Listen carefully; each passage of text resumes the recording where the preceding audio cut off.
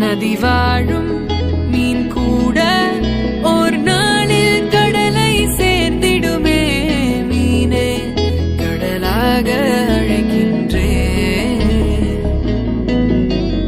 தாவ பூவும் நான் தானே, பூவின் தாகம் நீதானே. அனல் காயும் பறையோசை ஓர் வாழ்வின்